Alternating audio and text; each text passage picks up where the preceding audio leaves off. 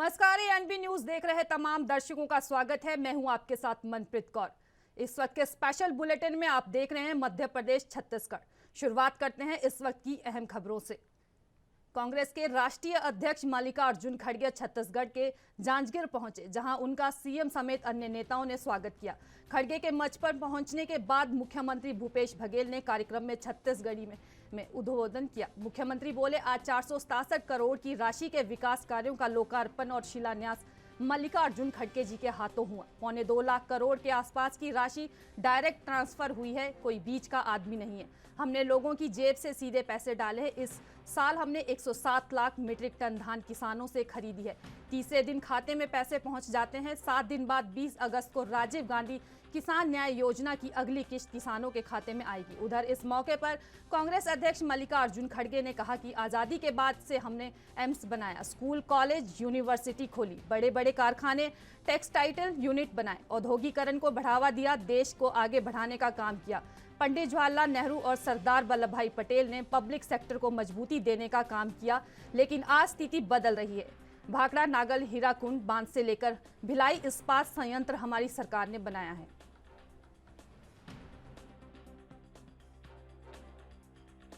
क्या बोलते हैं, धान का कटोरा ही नहीं, धान का भंडार है ये। और धान का भंडार किसने बनाया? फिर क्या ये 9 साल में ही पूरा छत्तीसगढ़ में बना है क्या? नो, ऐसी छोटी छोटी बातें पार्लियामेंट में कहकर लोगों को गुमराह करना। अरे जिस देश में खाने के लिए अन्न धान्य की कमी थी, अमेरिका से गेहूं मंगाकर लोगों को राशन के दुकान में देते थे। आज अन्न का भंडार गोदाम में भरे हुए हैं और लोग, Sonia Gandhi ji food security act लाकर उन्होंने गरीबों को एक धान देने का, राइस देने का काम शुरू किया और हर एक कुटुंब को कम से कम 35 केजी राइस देने का काम उन्होंने किया। गरीबों को पेट भरना इंपॉर्टेंट है, इनको वो नहीं, इनको बड़े बड़े बंगले बनाना, उसमें रहना और वही बातें बोलना, कांग्रेस ने क्या किया, कांग्रेस ने ये भाई छोड़ो। और चाइना का बोलते हैं 62 में ऐसा हुआ, पाकिस्तान का ऐसा। अरे पाकिस्तान के तो 2 टुकड़े करने वाले कौन? इंदिरा गांधी ने की।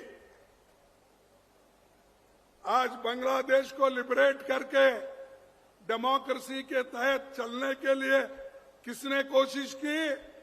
कांग्रेस ने की, इंदिरा गांधी जी ने की। तुम तो एक कौवा नहीं मारते, एक चूहा नहीं मारते, पहाड़ खोद के एक चूहा निकालते तो ये देखो ये चूहा मैंने निकाला।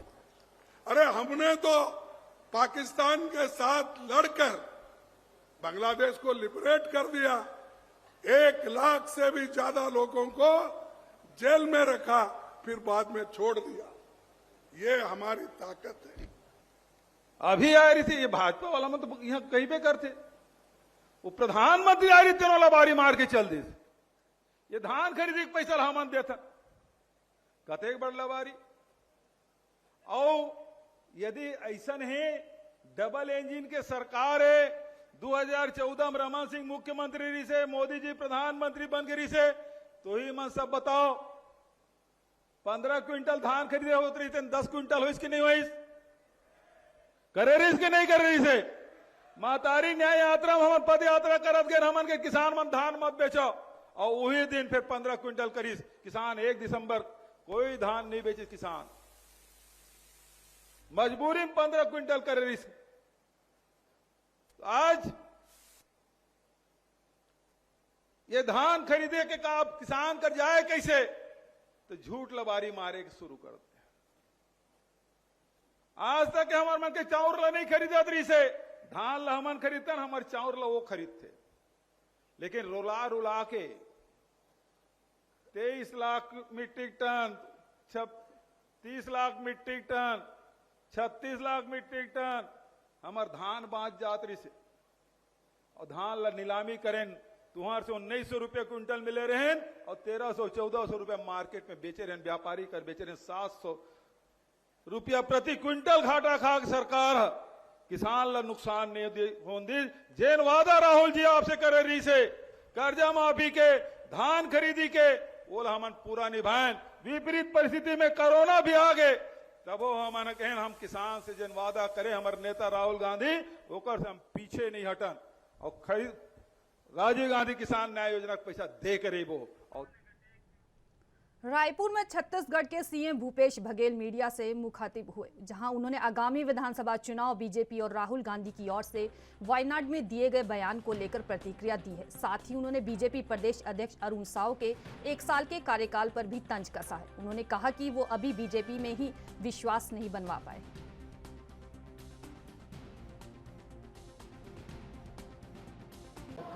आज जांजगीर में भरोसे का सम्मेलन और इसको संबोधित करने के लिए हमारे राष्ट्रीय अध्यक्ष मल्लिकार्जुन खड़गे जी और प्रदेश के सभी बड़े नेता वहाँ उपस्थित रहेंगे। और जो सरकार ने इन 5 वर्षों में जो काम किया है उस पे लोगों का भरोसा, चाहे वो किसान हो, मजदूर हो, महिला हो, नौजवान हो, चाहे एससी हो, एसटी हो, चाहे सरकारी कर्मचारी अधिकारी हो, सब के लिए सरकार ने काम किया है। तो भरोसा सम्मेलन, इसके पहले प्रियंका जी जगदलपुर आई थी और उसके पहले सरगांव में ये कार्यक्रम आयोजित हुआ था। और इस भरोसे के सम्मेलन में सांस्कृतिक हमारी संस्कृति है उसमें भी हम लोगों ने काम किया है। तो ऐसा कोई वर्ग नहीं है जिसके लिए हम लोग काम नहीं किए हैं। और करीब 450 करोड़ से अधिक की राशि की भूमि पूजन और लोकार्पण भरोसा 2018 में उनके खिलाफ उठा था। और अभी पिछले लगातार जो चुनाव हुए, उपचुनाव हुए या नगरीय निकाय चुनाव हुए, पंचायती राज के चुनाव हुए, सब में कांग्रेस पर ही लोगों ने भरोसा जताया है और अब आगे भी कांग्रेस पर ही भरोसा जनता जताएगी, ऐसा विश्वास है। ये है कि जब ठेकेदार खुद लिख के दे रहे हैं 50% कमीशन लिया जाता है, इससे बड़ा प्रमाण क्या है? और FIR कर देने से सच्चाई थोड़ी छुप जाएगी। अरुण साव का कार्यकाल जो है 1 साल, अरुण साव का कार्यकाल 1 साल पूरा हो गया है। बुलडोजर बाबा की संज्ञा उन्हें दी जा रही है और आज जो है उनका स्वागत भी बुलडोजर से किया जा रहा है। अच्छी बात है। 1 साल पूरा हुआ अरुण साव जी का, लेकिन अभी तक के न रमन सिंह का विश्वास जीत पाए, न बृजमोहन का, न अन्य नेताओं का विश्वास जीत पाए और न अपनी कोई पहचान बना पाए। और तो अपने अपने संसदीय क्षेत्र में कम से कम एयरपोर्ट का विस्तार तो करा लेते, वो भी नहीं करा पाए। जो ट्रेनें बंद है उसे चालू करा लेते। जो वंदे भारत जो शुरू हुई थी अब उसका आकार भी छोटा हो गया है। तो अरुण साव जी अपने संसदीय क्षेत्र में काम नहीं कर पाए, जो सीधा केंद्र सरकार। बिल्कुल ठीक बात उन्होंने कही है। हमारा भारत देश एक परिवार की तरह है जिसमें विभिन्न जाति धर्म के लोग निवास करते हैं और सब एक साथ प्रेम से भाईचारा के साथ रहते हैं। और लगातार भारतीय जनता पार्टी विश्व मंग करके लोगों के बीच में हिंसा घृणा फैलाना चाहते हैं। तो ये समाज को तोड़ने की कार्रवाई लगातार भारतीय जनता पार्टी के लोग कर रहे हैं, जिसके बारे में राहुल जी ने कहा। जनता कांग्रेस छत्तीसगढ़ के पूर्व नेता और लौनमी के विधायक धर्मजीत सिंह बीजेपी में शामिल हो गए हैं। धर्मजीत सिंह अपने सैकड़ों समर्थकों के साथ रविवार सुबह रायपुर के बीजेपी प्रदेश कार्यालय पहुंचे, जहां उन्होंने बीजेपी के सह प्रभारी मनसुख मंडाविया और नितिन नवीन के सामने बीजेपी की सदस्यता ग्रहण की। इस मौके पर धर्मजीत के सैकड़ों समर्थन भी बीजेपी में शामिल हुए। इसके अलावा रिटायर्ड IAS SSD बडगिया और धर्मेंद्र गिरी गोस्वामी ने भी बीजेपी में शामिल हुए। इस मौके पर पूर्व मुख्यमंत्री डॉक्टर रमन सिंह, प्रदेश अध्यक्ष अरुण साव और नेता प्रतिपक्ष नारायण चंदेल समेत बीजेपी के वरिष्ठ नेता मौके पर मौजूद रहे। इससे पहले बीजेपी प्रदेश अध्यक्ष अरुण साव ने अपने संबोधन में कहा कि बीजेपी में प्रवेश का सिलसिला चल रहा है। बड़े नेता अधिकारी बीजेपी के साथ जुड़े रहें, ये छत्तीसगढ़ में परिवर्तन के संकेत है। मैं बीजेपी प्रवेश करने वाले विधायक धर्मजीत सिंह और पूर्व IFFS अधिकारी बडगिया का स्वागत करता हूं। उधर बीजेपी में शामिल होने वाले विधायक धर्मजीत सिंह ने कहा कि मेरे लिए ये गर्व की बात है कि मैं दुनिया की सबसे बड़ी पार्टी का सदस्य बना हूं। पूरी दुनिया में अगर अभी किसी एक नेता की लोकप्रियता और विश्वसनीयता है तो वो नरेंद्र मोदी की। साथ ही उन्होंने इस मौके पर छत्तीसगढ़ में बीजेपी की वापसी की भी बात कही। उन्होंने कहा कि अब छत्तीसगढ़ में ED और CD की सरकार खत्म होगी, 2023 में बीजेपी की सरकार बनेगी और 24 में लोकसभा भी जीतेगी। उन्होंने कहा कि मैं विश्वास दिलाता हूं कि मैं बीजेपी की उम्मीदों पर खरा उतरूंगा।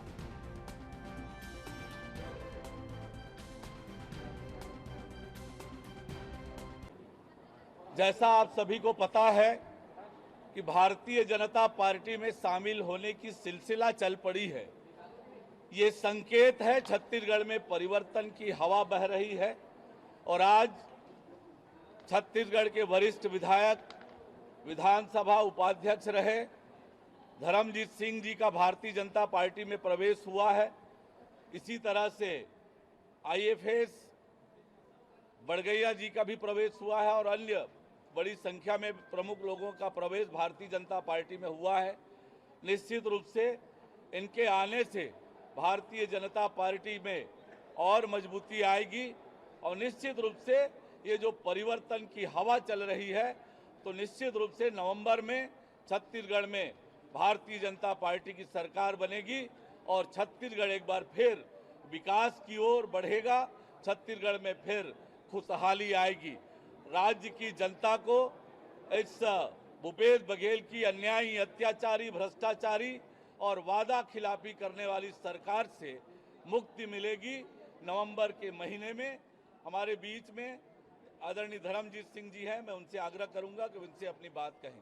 पहली बात तो ये बता दूं कि मैं 2016 में कांग्रेस पार्टी से इस्तीफा दे दिया था। उसके बाद जोगी जी के साथ मिलकर के हमने एक नई पार्टी बनाई थी जिसमें हमारे 5 विधायक जीते थे और 11% वोट मिला था। लेकिन जोगी जी के निधन के बाद परिस्थितियां कुछ बदली, जिसके बारे में आप स्वयं जानते हैं। तो मुझे एक राष्ट्रीय पार्टी जिसमें नरेंद्र मोदी जी जैसे नेता हैं, भारतीय जनता पार्टी जो देश के लिए समर्पित है, जो देश के अंदर और बाहर देश का नाम बढ़ा रहे हैं, गरीबों की सेवा कर रहे हैं, दुश्मनों का मुंह तोड़ रहे हैं, ऐसे नरेंद्र मोदी जी के नेतृत्व वाली पार्टी भारतीय जनता पार्टी में मैं आज शामिल हुआ हूं। और प्रदेश अध्यक्ष श्री अरुण साव जी जो हमारे ही जिले के हैं और बहुत ही अच्छे नेता हैं और बहुत ही विद्वान पढ़े लिखे नेता हैं जो दिन रात दौरा कर रहे हैं, उनके नेतृत्व में हम काम करके यहाँ पर छत्तीसगढ़ में भारतीय जनता पार्टी की सरकार बनाने के लिए एक छोटे से कार्यकर्ता के रूप में मैं इसमें शामिल हुआ हूँ। धर्मजीत सिंह, अजीत जोगी जी हमेशा खिलाफ रहे भाजपा के, वो कहते हैं कि भाजपा में कभी नहीं जाऊंगा। आप भाजपा में शामिल हुए, कैसे देख रहे हैं इस चीज़ को? क्योंकि अजीत जोगी जी जब तक जिंदा थे मैं उनके साथ था। अब वो जाना चाहते थे, नहीं जाना चाहते थे, ये उनके साथ ही वो बात खत्म हो गई। मैं तो जिंदा हूँ सामने देख लीजिए और मैं जब जिंदा हूँ तो मैं अपना विवेक, अपने निर्णय से काम करूँगा और मैंने भारतीय जनता पार्टी को सर्वोच्च पार्टी समझा, अच्छी पार्टी माना है और मैं उसमें सहर्ष बिना किसी शर्त के, बिना किसी बात के, बिना किसी इधर उधर की बात किए मैं भाजपा में एक कार्यकर्ता के रूप में गया हूँ। जो मुझे पार्टी के बड़े नेता बोलेंगे वैसा काम।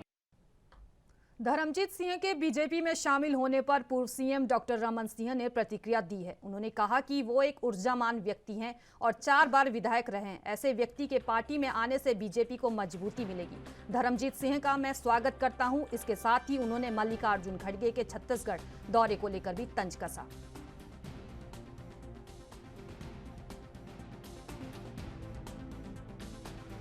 एक ऊर्जावान व्यक्तित्व जो 4 बार विधायक रहा हो और जिसने मध्य प्रदेश और छत्तीसगढ़ में अपनी राजनीतिक दृष्टि से, वो चाहे कांग्रेस हो चाहे जोगी कांग्रेस हो, अपनी महत्वपूर्ण स्थान को प्रदर्शित किया है।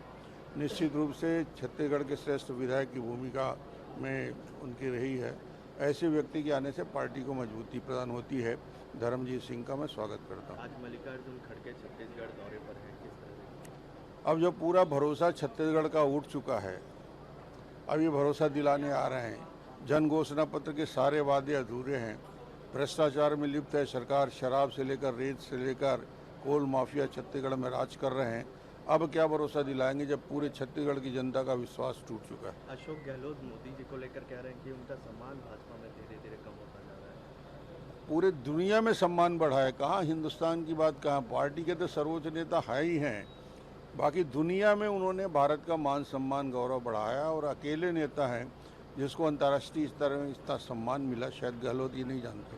राहुल गांधी कह रहे हैं कि भाजपा का लक्ष्य परिवारों को नष्ट करना है।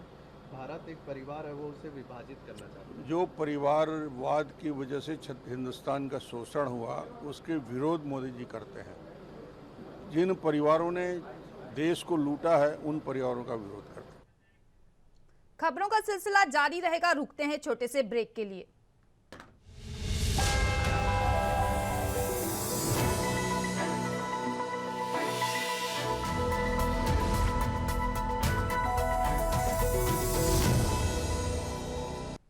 ब्रेक के बाद एक बार फिर से स्वागत है। बढ़ते हैं अगली खबरों की तरफ। उधर विधायक धर्मजीत सिंह के बीजेपी ज्वाइन करने पर मुख्यमंत्री भूपेश बघेल ने तंज कसा है। उन्होंने कहा कि इसका मतलब यह है कि धर्मजीत सिंह को लौरमी की जनता पर विश्वास नहीं रहा। उनको पता चल गया कि लौरमी में उनकी हालत ठीक नहीं है। धर्मजीत सिंह दूसरी सीटों की तरफ जा रहे हैं। वैसे भी कांग्रेस में थे, उसके बाद वे जोगी कांग्रेस में गए, अब भाजपा में जा रहे हैं, तो वो अपना बुढ़ापा ही खराब कर रहे हैं। हालांकि सीएम के इस बयान के बाद धर्मजीत ने उन पर पलटवार किया है।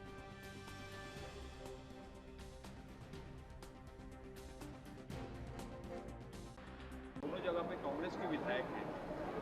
अब ऐसा है कि इसका मतलब ये कि धर्मजीत जी को लोरमी की जनता पर विश्वास नहीं रहा। उनको पता हो गया है कि अब लोरमी में उसकी हालत ठीक नहीं है, तो दूसरे सीटों की तरफ जा रहे हैं। और धर्मजीत जी अब वैसे भी कांग्रेस में थे, कांग्रेस के बाद जोगी कांग्रेस में गए, अब जोगी कांग्रेस से भाजपा में जा रहे हैं, तो अपना बुढ़ापा ही खराब कर रहे हैं। देखिए, बुढ़ापा किसका खराब होगा नहीं होगा वो तो अभी इस चुनाव में पता चलेगा। लेकिन मुख्यमंत्री जी कैसे बोल सकते हैं कि मैं लोरमी को छोड़ दिया, कहीं और चले गया, कहीं और कुछ कर दिया। पंडरिया मेरा घर है, लोरमी में मैं 20 साल विधायक रहा हूँ, बिलासपुर जिले में पढ़ने से लेके अभी तक के रह रहा हूँ।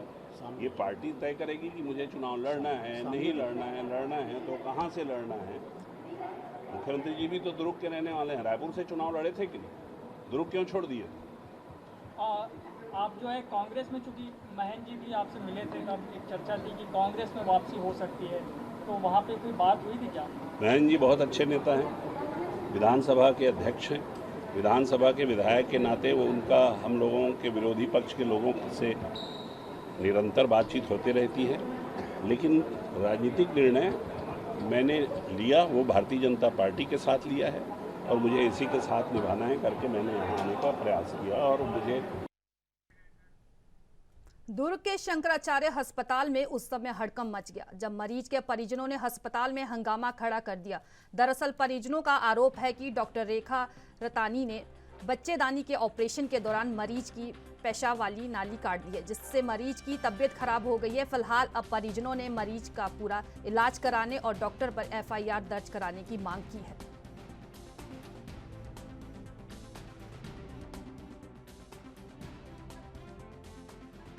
7 दिन 8 दिन के बाद मुझे बुलाया गया और बताया गया कि इस तरीके से हॉस्पिटल में हमारे साथ गलत किया गया है। तो मैंने जाके फाइल देखी तो फाइल दिखा नहीं रहे थे, उसमें लिफापोती करने की कोशिश कर रहे थे। तो अब यहाँ अस्पताल प्रबंधन की गलती है। आपने उसकी बच्चेदानी को निकाला, लेकिन इंस्ट्रूमेंट जो है यूरिन की जगह में काट दी उसकी नसों को। तो निश्चित रूप से वो जो है डायपर लगाने के बाद भी, बिस्तर में भी, कपड़े में भी पेशाब पे पेशाब होने लगा, तो महिला की हालत ख़राब होती रही। तो इन्होंने हमसे पूछा क्या करें, तो हमने बोले कि भैया यहाँ से तो आप पहले हटाओ। तो फिर यहाँ से उठा के उनसे पूछ के रामकृष्ण केयर ले गए। रामकृष्ण केयर रायपुर में लेके गए, वहाँ ऑपरेशन हुआ। वहाँ डॉक्टरों की टीम ने देखा तो इनको बैठा के समझाया कि भैया जो होना था वो तो हो गया, डॉक्टरों की लापरवाही कहें या जानबूझकर कहें, लेकिन अब उसकी ज़िंदगी ऐसी ही है। अब हमने ऑपरेशन कर दिया है, अगर जल्दी कवर हो जाता तो ठीक है, नहीं तो दोनों तरफ इन्फेक्शन होगा तो फिर बहुत मुश्किल हो जाएगा। अभी भी महिला की हालत बहुत गंभीर है और हम प्रशासन के खिलाफ, प्रबंधन के खिलाफ FIR करने की मांग करते हैं और हम ये भी मांग करते हैं कि उस महिला को उचित इलाज मिले और उसकी पूरी जवाबदारी, उसका पूरा खर्चा वहन अस्पताल प्रबंधन करे, ना कि वो घर में रह के जो है और उनकी हालत दिन ब दिन बिगड़ती जाए। इससे पहले क्या अस्पताल प्रबंधन से कोई बातचीत आप लोगों की इस बारे में हुई? अस्पताल प्रबंधन से तो मैं 4-5 दिन से बात करने की कोशिश किया, लेकिन कोई इन लोगों ने जवाब नहीं दिया। अंत में जो है परिवारजन ने चाहा कि हम जो है थाने जाएंगे, थाने भी गए, जुनवानी थाने, आप वहाँ का CCTV फुटेज भी देख सकते हो, लेकिन वहाँ भी कोई कार्रवाई नहीं हुई। अभी भी यहाँ 2 घंटे से बैठे हैं, लेकिन कोई यहाँ पर जिम्मेदार आदमी आके जिम्मेदारी लेने के लिए तैयार नहीं है। किस डॉक्टर की लापरवाही बता रहे हैं? डॉक्टर रेखा नतनानी की। देखिए, मामले की जानकारी अधिकृत तौर पे मेरे को नहीं पता था। मैं आने के बाद मरीज के रिश्तेदारों से जो बात की है और उनके जो भी डॉक्टर्स की रिपोर्ट्स के हिसाब से शायद कोई मूत्र नली ऑपरेशन के दौरान कटी है, ऐसा बता रहे हैं। अभी तक जो भी जांच वगैरह इस तरह की अभी नहीं हुई है मेडिकल की, उस चीज़ का कंफर्मेशन हमारे पास है। और परिस्थिति है कि चूंकि मरीज की स्थिति गंभीर बता रहे हैं रिश्तेदार, और मरीज घर पर है, अभी रामकृष्ण केयर ले गए थे इलाज कराने के लिए, वहाँ से कुछ चिकित्सकों ने वो जानकारी दी है उनको। तो जैसा भी हो उस चीज़ के लिए तो फिर अभी जिला प्रशासन और पुलिस प्रशासन अपनी जांच करेगा। जो भी डॉक्टरों की टीम गठित होगी वहाँ से प्रशासन की तरफ से, उसमें फिर लापरवाही अगर निकल कर सामने आएगी उस हिसाब से कार्रवाई होगी। फिर अभी आप लोगों के द्वारा क्या आश्वासन है? देखिए, डीन साहब से मैंने बात की, डीन साहब इस चीज़ को लेकर पूरी तरह कंसिडरेट हैं कि अगर जो भी मरीज है अगर उसको दिक्कत जा रही है और इस तरह की अगर कोई परेशानी हुई है तो डीन साहब ने कहा है कि प्रबंधन उसका खर्च वहन करेगा। वो मांग कर रहे थे कि दूसरे हॉस्पिटल में इलाज करेंगे। उनको हमने यहाँ भी बोला था कि आप यहाँ भी इलाज करा सकते हैं, लेकिन उन्होंने मना कर दिया। तो फिर जिस अस्पताल में वो जाना चाहेंगे उसमें डीन साहब से हमने पूछा है, तो डीन साहब ने ये बोला है कि इस चीज़ को वो प्रबंधन इन प्रिंसिपल मान गए हैं। कल 10:30 बजे हम लोग के प्रबंधन की इस मामले को लेकर बैठक होगी और बैठक के बाद हम लोग फिर आगे। ये एक पुटिया के रहने वाले मुन्ना ठाकुर है, उनकी पत्नी का नाम लक्ष्मी ठाकुर है। उनके इलाज के लिए शंकराचार्य हॉस्पिटल उनको लेके आए हुए थे। परिवार वालों का आरोप है कि अस्पताल प्रबंधन के द्वारा इलाज में कोई लापरवाही की गई है, जिसके संबंध पे यहाँ लोग इकट्ठे हुए थे। पुलिस प्रशासन भी बल भी आया हुआ है। अब ये शांति है, इनकी बात हो गई है प्रशासन से, अस्पताल प्रबंधन से, और इसमें यह तय किया गया है कि जो लापरवाही की गई उसके संबंध में विधिवत जो मेडिकल टीम जांच करती है उस तरीके से जांच होगी। और जो इलाज के संबंध में जो अभी हायर अथॉरिटी पे जो हॉस्पिटल्स पे ले जाएंगे, रामकृष्ण वगैरह ले जाने की बात हो रही है, तो वहाँ पर का जो खर्चा है अस्पताल प्रबंधन फिलहाल वहन करेगा। और इस संबंध में यदि पुलिस को प्रतिवेदन प्राप्त होता है, कोई शिकायत प्राप्त होती है, तो पुलिस उसे विधिवत तरीके से जांच करेगी। फिलहाल इस बुलेटिन में इतना ही। तमाम बड़ी खबरों को देखने के लिए देखते रहिए ANB न्यूज़। नमस्कार।